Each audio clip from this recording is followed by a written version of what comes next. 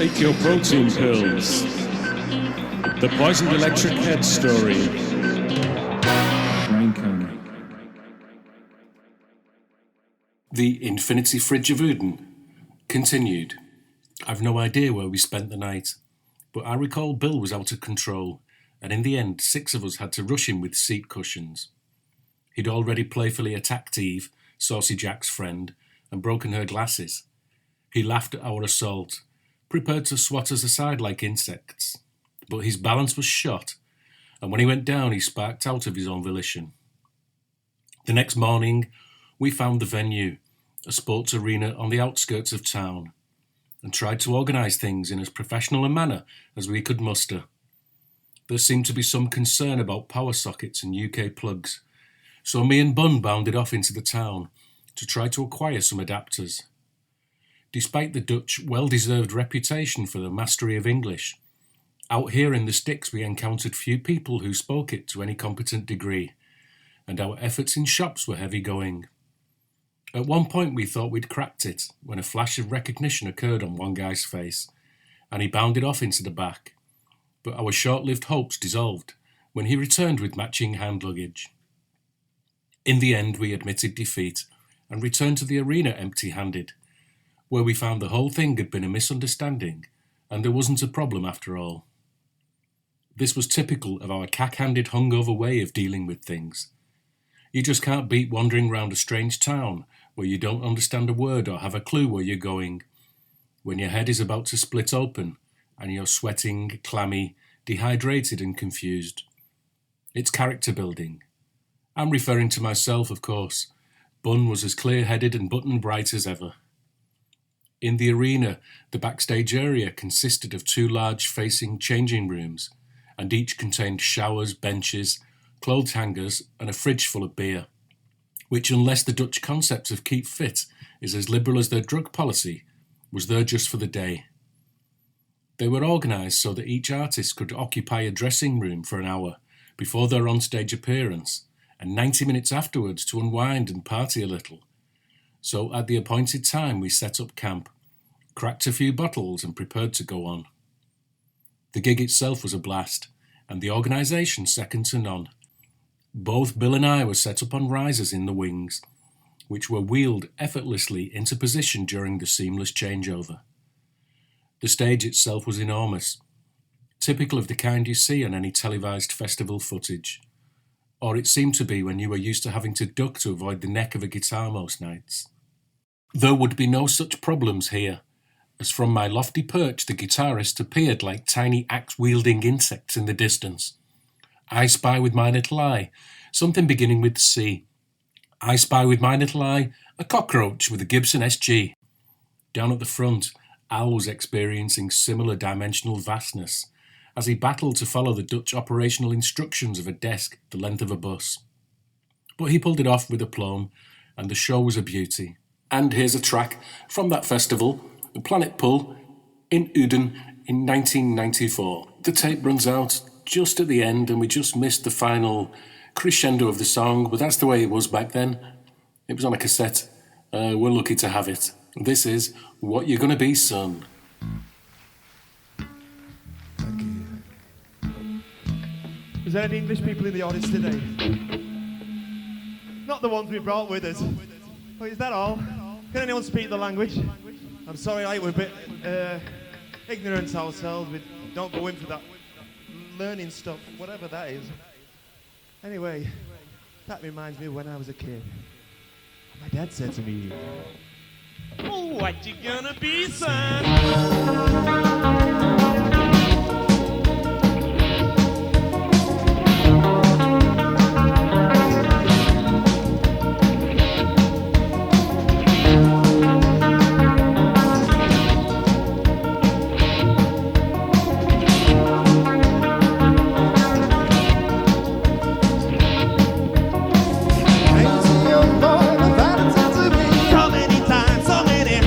So many times.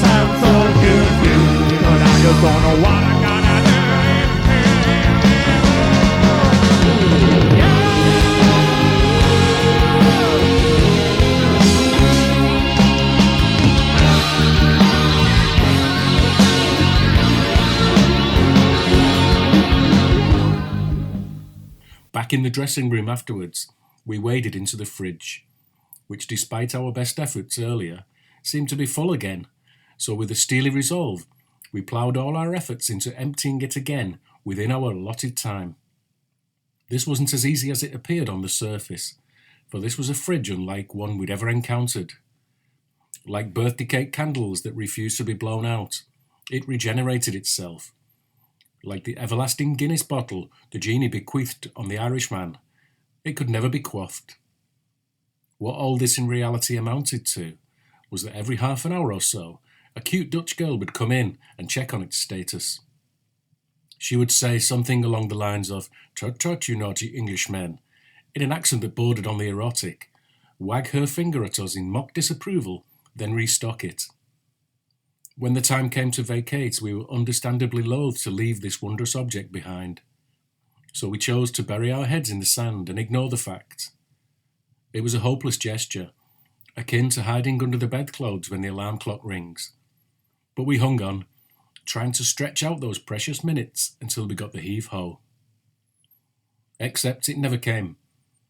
From the outside, the scenario evidently appeared to be a different one. There were a dozen of us, all English, and all drinking like there was no tomorrow, and showing no intentions of leaving.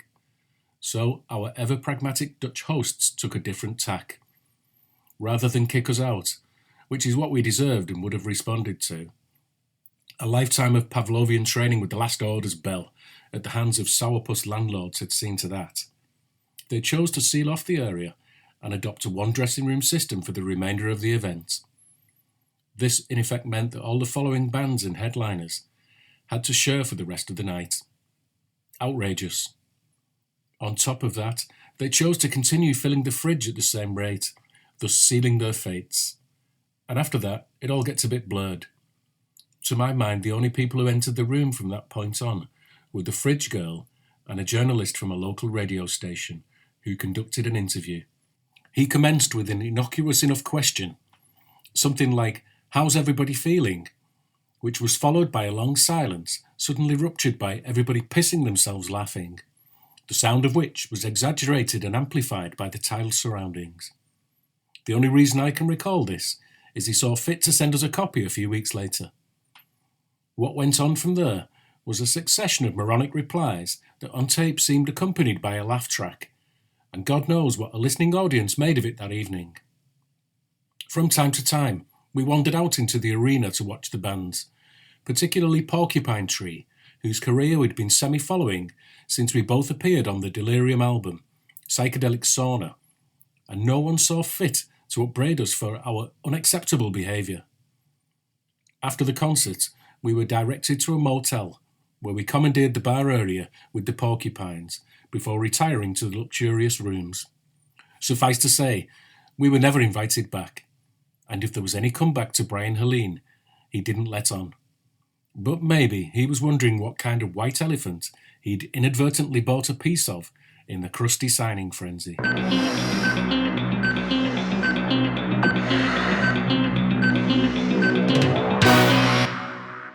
Chapter 36. Brown Brogues in Cleethorpes.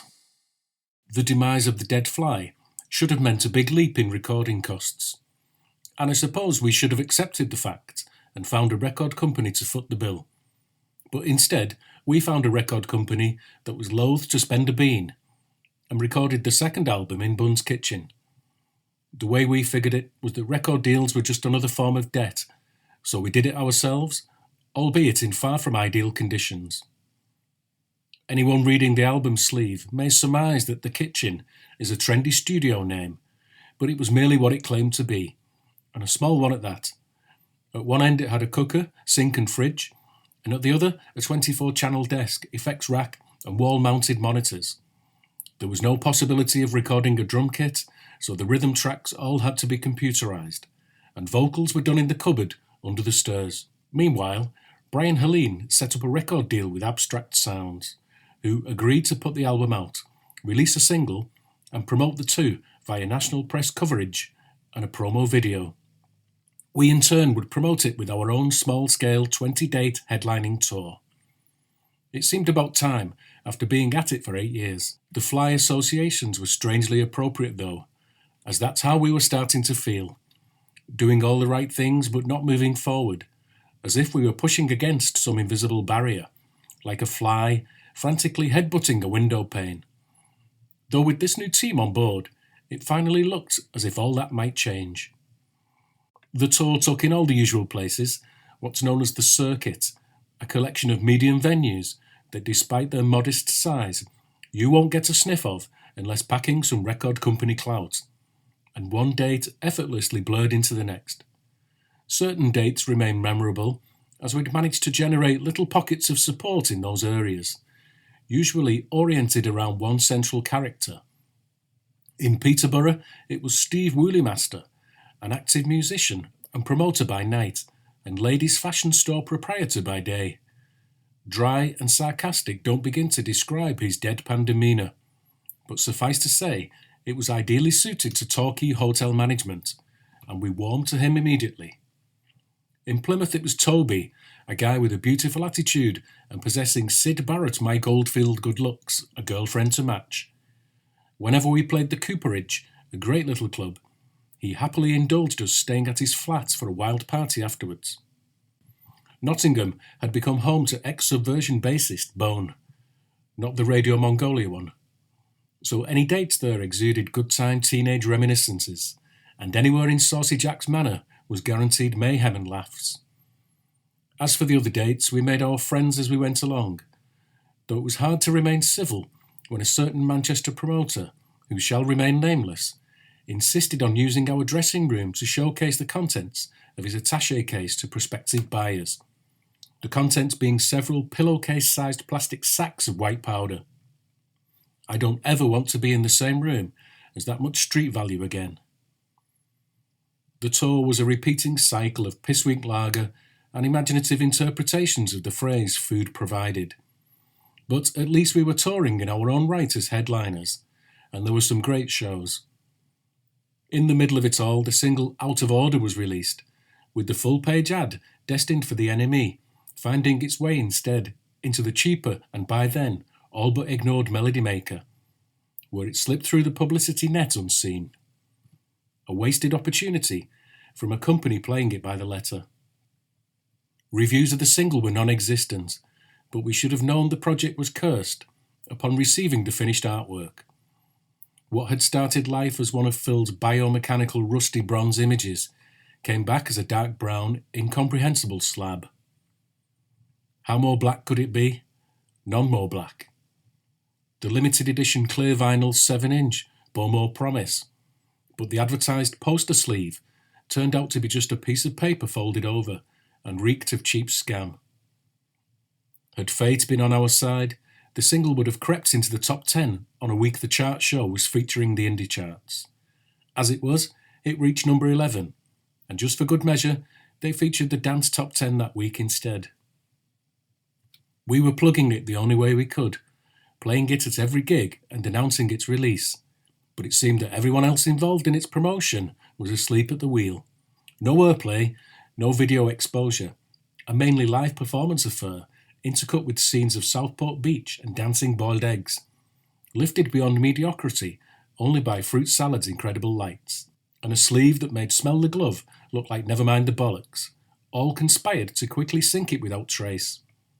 Still, there was always the album. Somewhere between Southampton and the M62, I turned 30, and I remember putting in one of those magical performances, the ones that are not only mistake-free, but are somehow energised to a level where you can do no wrong, exuding a controlled static calm from the centre of the cyclone. An exquisite out-of-the-body zen autopilot experience, where you watch your hands perform sublime gymnastics from a detached vantage point of Satori somewhere above the lighting rig. Once you know such a fleeting place exists, you're in real danger of spending the rest of your life trying to get back there. The following night's concert in Bradford was my actual birthday, so some of the girlfriends were coming along for the show. We arrived sometime early afternoon, Bill and AF disappearing almost immediately, obviously plotting something. When they returned, they looked pleased with themselves, and I knew I couldn't expect to get through the day unscathed. They were of the eyebrow-shaving school of practical jokes. As much pain, embarrassment and humiliation as you could get away with, short of a trip to casualty or juvenile court. Indelible ink, superglue and vapour rub had all featured in their past misdemeanours, so I was expecting an attack. But I survived right up to the start of the gig. I could only surmise that whatever was in the wind was probably after the show. I was wrong. 3 songs in. It's always 3 songs in with us, isn't it? A halt was called to proceedings, and I was dragged from behind my synths to the front of the stage. Whereupon, a whip-wielding French maid appeared from the wings. Before long, I was stripped down to my boxer shorts and blindfolded, though I felt most naked and exposed about having my mask removed. Plus, if the girl was going to strip off, why was I the only person not allowed to see it? It was my birthday after all. I was gently pushed to my knees, and I can only surmise what was supposed to happen next, because things, as ever, in our little world, flew off in an unplanned trajectory. There were cries and commotion from the crowd. My girlfriend Joe's voice saying something about tits and some scuffling, evidently taking place right before me. I hastily removed the blindfold to find the girl naked and Joe and Julie, Phil's wife, not far behind. 3 pairs of breasts at close quarters from a kneeling vantage point was more like a birthday treat, and had it not been for the screams and general chaos, I would have savoured the scene a while longer. But the stripogram's assistant was desperate to extricate the both of them from the volatile scene. Within seconds, he had positioned the girl in my arms, taken a Polaroid, and stuck a bottle of cheap sparkling in my hand, before the pair of them scarpered out of the nearest fire exit. It took a few minutes for the dust to settle and a semblance of normality to return. I still wasn't sure quite what had taken place, but we had to somehow regain composure and complete the rest of the gig. It was impossible. The damage had been done and the crowd hated us, particularly a gang of aggressive women at the back who jeered and booed for the remainder of the performance. We finally limped to the end of the ordeal, wisely skipping an encore, and I went to find out what the hell that other performance had been all about. Joe was furious with me. "You were loving it. You would have let her. If I hadn't stopped her and she was about to, and you would have joined in." The details were still sketchy, but I began piecing the facts together, that after losing her knickers, the girl needed somewhere to sit, and in the absence of chairs, there was always Bry's face, right? Well, what would you have done? It's a question I'm still asking myself, and the phrase, "take the weight off your feet, love, you've had a long day," keeps coming to mind. What the hell, I was 30, and on such milestone occasions, you find yourself thinking that the time to shy away from life in all its lurid forms has passed. But no, I'd done the wrong thing, or somehow indicated that I would have done the wrong thing, if wrong things had been allowed to run their depraved course. It was all very confusing, as "if you want tits, I'll show you tits" was seen as quite a respectable course of action.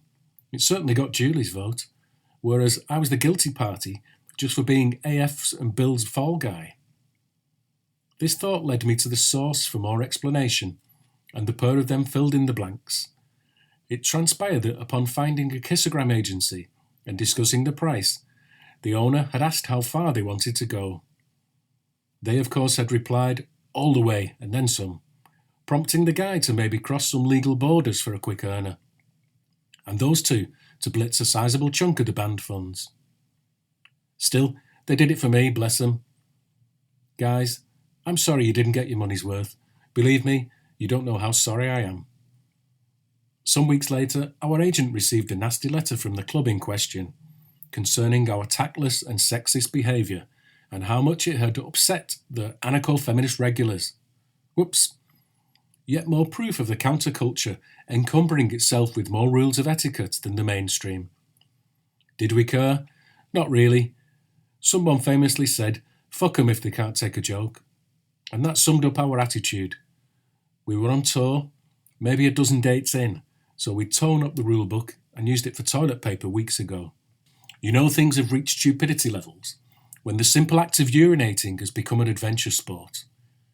People were hanging out of the bus doors with a chirpy nonchalance as we hurtled along into the night, approaching the task with ever more casualness as the drunkenness climbed. I remember on one occasion swinging out into the blackness, an inebriated Scottish passenger I'd never met before, hanging on precariously to my shirt collar. "Don't ye worry, laddie, I'll not let you fall," he cheerfully sang as the motorway lights flashed by. And I pondered that if he did happen to let go, would he even bother telling the others? After all, on one occasion, Bill had actually pushed AF out of the side door at high speed. This playful prank only narrowly avoided becoming death by misadventure, thanks to Phil's lightning reactions, who managed to pull him back in at the last second. I swear AF's head was millimetres from the whizzing tarmac. A chaotic zigzagging up and down the country that followed no discernible logic. Birmingham, Norwich, London, Newcastle, Manchester.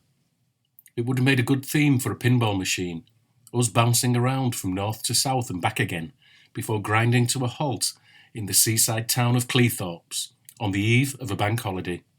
We arrived late in the evening, and found a calm and tranquil parking spot on the seafront, little expecting the transformation the morning would bring.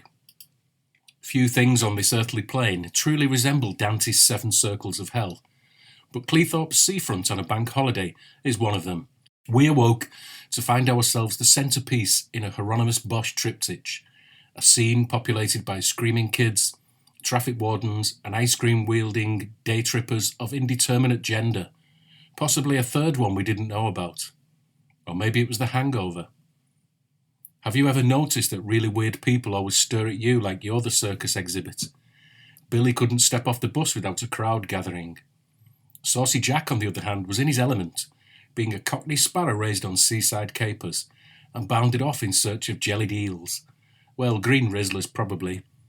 As for Phil, he was never at his best first thing. None of us ever were. Usually as a result of the night before. On this occasion, it had been a night off, and we'd spent it discussing bungee jumping. Or more precisely, would you or wouldn't you? It was a question made all the more poignant by the fact that the Cleethorpes promoter had said there would be a bungee tower in the venue car park, and we were all on for a free go. As you may surmise, the bravado levels were fairly high in certain quarters, a pissed-up session being a fertile ground for bold claims. But the wise amongst us chose to stay non-committal on the subject, knowing it would be a different story the next day. The source of Phil's tetchy demeanour that fine morning was as old as time itself, man's primeval quest for the lavvy. Someone pointed him in the direction of some public toilets down the seafront, and he trundled off, peppering the air with expletives as he went. A relatively peaceful half-hour ensued, as people pottered around for clean socks and nourishment. But the silence was shattered when the bus door slid violently open, and Phil burst in and shouted, "Where's the fucking hammer?" Something had evidently upset him. So someone said, "Chill out, bald guy, what's the beef?" I'd like to think. And he regaled his woes. It transpired that he'd found the toilets easily enough and settled into a cubicle, idly noticing the ubiquitous hole in the adjoining wall that was sealed up with toilet roll and sellotape. Someone took up residence in the cubicle next door, and all was fine until the rustling sound began. His neighbour was gently prodding the paper membrane with his finger. Surely some sort of tissue-tapping Morse code. The mating call of the lesser-spotted toilet dweller. It was that nasty abrasive paper favoured by correctional institutions, and Phil watched in muted horror and fascination, until it tore and a finger burst through. That broke the silence, and he bent down to get a glimpse of this bold would-be suitor, simultaneously bellowing, "What the fuck's going on, you fucking prodding bastard?" The perpetrator bolted in terror, and Phil just managed to glimpse a pair of brown brogues making a sharp exit, before he pulled up his strides and attempted to give chase. But it was too late, the culprit had gone. So now he was in search of a weapon and a brown shoe-wearing victim. We pointed out the folly of wandering the streets of a busy seaside town, hitting random strangers with a hammer, solely based on their choice of footwear, but he wouldn't be swayed. In the end, our only recourse was to refuse to hand it over. Saucy Jack had returned in the middle of all this, and upon hearing the tale, mischievously bounded off again, leaving the rest of us to enjoy Phil's volcanic rage, which eventually receded to a simmering discontent. Saucy went back to a flea market he'd spotted earlier and picked up the perfect gift for Phil, which he proudly presented to him an hour later. "Phil, mate, look what I've got you," he beamed. "A pair of brown brogues, and I've stuffed them with toilet paper." The day rolled on, and the time eventually arrived for us to locate the venue, a disco-type club further up the seafront, easily identified by a bungee tower in the car park. Up close the thing looked medieval and insane, all the more tortuous for sending its victims plummeting towards hard concrete. Yet logically it presented no danger. Logically. The thing is, at last count we didn't have any Vulcans amongst us, although P had developed a disturbing habit of speaking like a smash Martian cum Dalek, and which was beginning to spread to the rest of us. I recall a shared dressing room one time, with all of us talking in that manner, annoying the fuck out of the other bands. Eventually one guy snapped, and irately said, "For fuck's sake, why don't you pack in that stupid fucking voice?" There was a pained silence before P replied, in his best robo-talk, and sadly, in all honesty, "We are unable to." We loaded the gear into the club, studiously ignoring the bungee activity in the hope that it would go away and the matter wouldn't be raised, but before long it was. Now it was the turn of the lily-livered to bask in the non-committal of the night before and watch the others squirm. The ways they tried to wriggle out of it constituted an object lesson in human nature at its slipperiest, such as you might witness in a war atrocities trial or any aspect of American politics. Some went for denial, others a complete U-turn, and to hell with any loss of face. And there was one desperate and imaginative soliloquy concerning endorphin depletion. The argument went that if you were in any subsequent real-life trauma situation, like losing an arm in an industrial machine's whirring cogs, then you would feel utter, unadulterated pain because you'd spunked all your body's natural painkillers away on frivolous, thrill-seeking activities, such as the one before us. To be fair to the guy, you couldn't blame him trying to save face, because unlike so many other people, he only had the one. Anyway, we all breathed a huge collective sigh of relief when daylight crept away and took the infernal contraption with it. As for the gig, I remembered little of it, which is a shame as it was the final date on what would turn out to be our final UK tour. Chapter 37. Electric Shadyland. After the less than earth-shattering The Big I Am tour, to promote the album of the same name, which to illustrate Zappa's conceptual continuity was taken from a Vivian Stanshall quote, we took stock of our situation. We had a manager who seemed to like us, as people at any rate, though he seemed to be waiting for us to pay out in silver dollars so he could recoup his investment. I think we were his side bet, an outsider that might pay off. But in the meantime, his managerial efforts, we suspected, were going into other outfits with better odds. We had an agent who seemed to neither like nor dislike us, though with Nigel Morton it was hard to tell, as he limited his communication with us to the minimum of words, syllables whenever possible. And thirdly, we had a record company that seemed to actively despise us. The fault for poor sales of the album sat squarely at our feet, and had nothing to do with their lackadaisical promotion of it. It had in fact sold quite well in the first few weeks of release, but they were reluctant to invest in a repressing, resulting in a breakdown of distribution, and we started to get letters from fans who couldn't find it or order it even. After constant badgering from us, Abstract Sounds begrudgingly agreed to do another run, and that's when things really began to go pear-shaped. We'd requested a few boxes ourselves, which we were selling at gigs, having lost faith in the conventional distribution channels. And a few days after one show, we received a call from someone who'd bought the album and wasn't satisfied. The root of his discontent was that though it said Poisoned Electrick Head on the disc, it was in fact a live recording of Jimi Hendrix. And much as he was a fan, it wasn't what he'd been hoping for. We could sympathise with that one and promised to replace it immediately, scrambling to check the others after the call ended. And you guessed it, they were all Jimmy. Someone had fucked up royally at the pressing plant, changing the run but forgetting to change the master. When we informed Edward Abstract of this latest turn of events, he reacted like it was also our fault, before suggesting we send them back, at our expense of course. At this point, communications became ever fraught, and it became evident that everybody was washing their hands of the big I Am. The strange parcel it represented was passed frantically from agent to manager to record company and back, and nobody wanted to be left holding it when the music stopped. In the end, we decided to cut our losses and move on. Billy set about negotiating a deal with indie hippie label Voice Print, and we discussed reverting back to booking gigs and managing ourselves again. The Dutch festival aside, not much had been gained from our more professionally footed alliances. And then, as if to corroborate the fact, something landed in our laps that had nothing to do with Brian or Nigel. And surprise, surprise, everybody wanted a piece of it.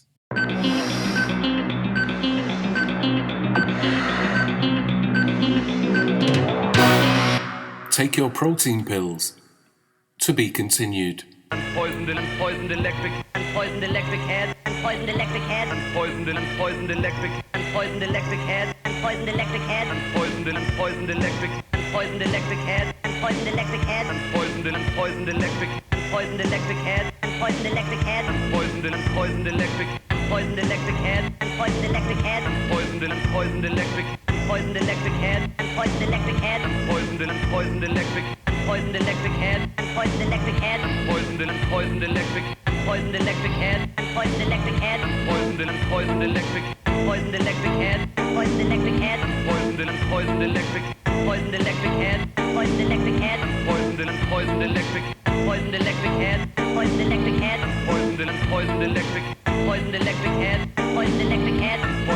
Poisoned electric. Poisoned electric head. Poisoned electric head. Poisoned electric. Poisoned electric head. Poisoned electric head. Poisoned electric. Poisoned electric head. Poisoned electric head. Poisoned electric. Poisoned electric head. Poisoned electric